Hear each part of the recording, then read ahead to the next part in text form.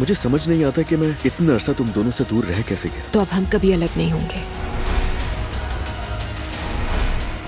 हमारे दरमियान जो ये इत्तेफाक हुआ है, ये सिर्फ इन मुलाकातों तक महदूद नहीं रहा। क्या मतलब? ज़ैनब, मैं तुम्हारी मदद करूंगी। जिन लोगों ने ये सब किया है, मेरा वादा, अब वो तुमसे माफी मांगेंगे। वो लोग बहुत ताकतवर है ज़ैनब साहिबा। अब मुझे जिंदगी कह रही है, फराज साहब अब तुम्हारी हर ख्वाहिश पूरी नहीं होगी। क्या चाहिए जो नहीं मिला?